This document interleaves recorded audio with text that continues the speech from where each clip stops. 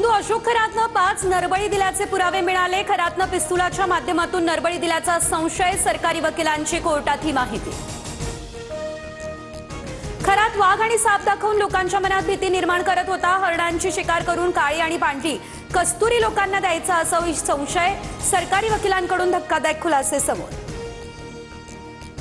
आणखी एक काळा कारनामा समोर। लैंगिक अडचणी खरातकडे घेऊन येणाऱ्यांना खरातकडून तुर्कीच्या एल्विश मधाची विक्री। 1 किलो मधाची बॉटल 9 लाखांना विकत असल्याचा धक्कादायक प्रकार समोर। खरातच्या मिरगावमधील शिवनिका ट्रस्टची मालमत्ता 2024 मध्ये 96 लाखांवर, 2025 पर्यंत मालमत्ता 1,81 लाखांवर पोहोचली। ऑडिट रिपोर्टमधून ही माहिती समोर। सभापतींचा निर्देश म्हणजे ब्रह्मवाक्य होऊ शकत नाही। सातारा पोलीस अधीक्षक तुषार दोशींच्या निलंबनाबाबत उपसभापती नीलम गोरेंच्या आदेशानंतर मुख्यमंत्री फडणवीसांचे हे उत्तर।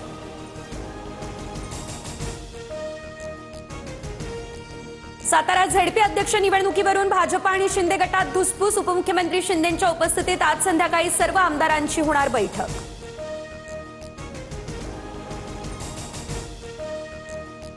हॉर्मुझ सामुद्रधुनी हा जागतिक व्यापाराचा सर्वात मोठा मार्ग। हॉर्मुझचा मार्ग खुला करण्यासाठी आखाती देशांसोबत चर्चा देखील सुरू।